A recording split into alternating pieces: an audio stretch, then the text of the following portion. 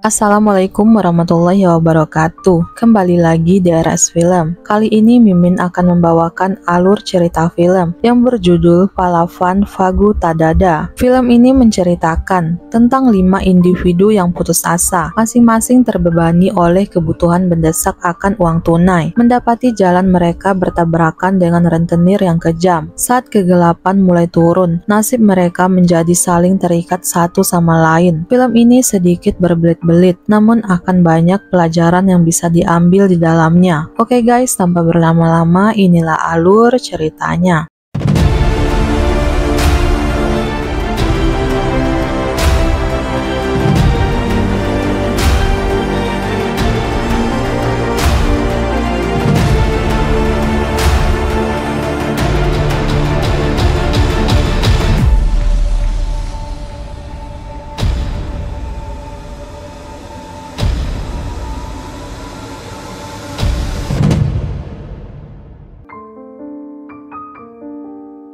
Ram membelikan calon istrinya Agalia sebuah perhiasan. Setelah itu ia mengatakan akan melakukan suatu pekerjaan penting. Namun sebelum pergi, ia dan Agalia melewati sebidang tanah yang dulunya milik keluarga Agalia yang terpaksa dijual karena kecerobohan sang ayah. Agalia punya keinginan membeli kembali tanah itu sebelum pernikahan mereka. Ram pergi dengan taksi yang dikendarai oleh seorang wanita yang bernama Suba. Setelah mengantar Ram, mobil yang dibawa Suba rusak di jalan. Bosnya marah karena sejak Suba membawa mobil itu, mobil tersebut selalu saja ada yang rusak. Ternyata keluarga Suba sedang bangkrut. Itulah kenapa Suba bekerja sebagai sopir taksi. Namun di tengah keterbatasannya, ia masih bisa berbagi rezeki dengan orang lain. Suba dipecat dari pekerjaannya karena dianggap tidak becus merawat mobil yang ia kendarai. Sambil pulang, ia merasakan kesedihan dengan memandangi mobil yang selama ini ia kendarai. Beberapa saat kemudian, seorang pemuda bernama Ciran dan temannya Cakara dengan keahliannya mencuri mobil tersebut. Seorang pemuda terjebak hutang dengan seorang rentenir yang bernama Fadi. Ia telah membuat pernyataan tertulis, jika ia tidak membayar hutangnya dalam waktu 6 bulan, maka si rentenir boleh mengambil organ tubuhnya sebagai kompensasi. Karena sebelumnya ia sempat melarikan diri, si rentenir akhirnya melakukan sesuai kesepakatan. Seorang polisi korup bernama Niti menerima suap dari 2 pemuda yang menjual minuman keras di pinggir kota. Ternyata Niti juga terjebak hutang yang cukup banyak dengan rentenir Fadi. Ciran memodifikasi mobil yang telah ia curi untuk segera ia jual. Sedangkan pemilik mobil tersebut yang bernama Aram melaporkan atas kehilangan mobilnya ke kantor polisi. Mereka mencurigai Suba yang mencurinya karena di malam yang sama Suba telah dipecat dari pekerjaannya, namun belum ada bukti untuk itu. Suba dan ayahnya sedang kesulitan ekonomi. Mereka ditipu hingga menjadi bangkrut, bahkan ibunya meninggal karena adiknya kawin lari dengan kekasihnya. Namun saat ini sang adik yang sedang hamil besar diantar oleh suaminya ke rumah mereka karena akan mendekati hari kelahirannya. Suba awalnya menolak karena kondisi ekonominya yang saat itu juga sedang susah, namun sang ayah dengan sabar menerima anak perempuannya itu. Ram memberikan uang yang cukup banyak kepada Agalia untuknya membeli kembali tanah yang dulunya milik keluarganya. Ternyata Agalia adalah wanita penipu. Dia telah mengatakan cerita yang sama kepada beberapa lelaki dan berpura-pura sedih ingin membeli tanah itu agar lelaki yang ditipunya bersimpati memberikannya uang. Ia hanya akan menikah jika ia telah berhasil membeli tanah itu kembali. Ternyata salah satu lelaki yang berhasil ditipu Agalia adalah si rentenir yang bernama Fadi. Suba ditawari oleh kekasihnya yang bernama Arjun untuk membeli mobil dari Ciran agar ia tidak menganggur lagi. Namun Suba belum memiliki cukup uang. Sedangkan di sisi lain, ayah Suba kesulitan mencari pinjaman untuk upacara 9 bulan kehamilan adik Suba. Agalia dinasehati temannya Kartik agar tidak menjadi penipu lagi. Namun di sini Agalia berkata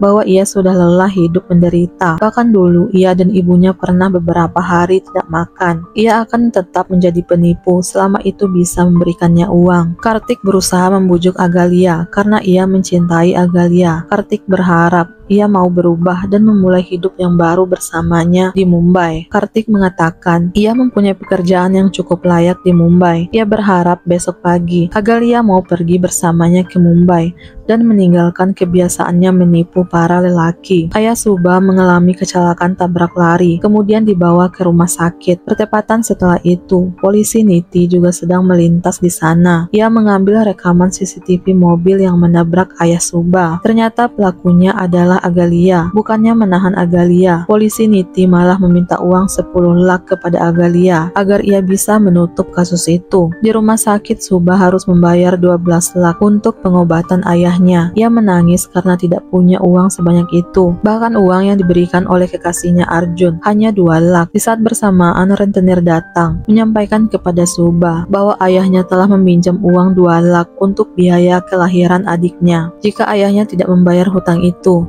maka Subha harus melunasinya. Semakin bertambahlah penderitaan Subha. Subha melaporkan ke kantor polisi mengenai kecelakaan yang dialami oleh ayahnya. Ia juga meminta tolong kepada polisi untuk mencari uang 2 lakh yang baru saja dipinjam oleh ayahnya. Uang itu tidak ditemukan di motor yang dikendarai oleh ayahnya. Ternyata uang itu diambil oleh Niti di TKP kecelakaan ayah Subha. Uang yang diambil Niti ternyata digunakan istrinya untuk membeli mobil yang dijual oleh Chiran, yaitu mobil yang ia curi di rumah Aram. Padahal uang tersebut akan dijadikan Niti untuk membayar hutangnya. Niti diancam oleh rentenir, jika sampai belum membayar hutangnya, maka ia harus menyerahkan rumahnya atau memberikan organ tubuhnya. Niti mengetahui dari istrinya bahwa penjual mobil tersebut adalah Chiran dan temannya Cakara. Niti juga meminta tambahan uang dari Agalia untuk melunasi hutangnya. Agalia terpaksa menarik uang di bank. Di saat bersamaan, ia diikuti oleh Chiran dan temannya Cakara. Kedua pemuda itu mencuri uang Agalia. Polisi Niti menemui Chiran dan temannya Cakara. Ia mengatakan bahwa ia mengetahui bahwa mereka sudah mencuri mobil dan telah menjual mobil itu kepada istrinya. Niti membuat kesepakatan dengan Chiran dan Cakara. Ia merencanakan mencuri uang rentenir sebesar 70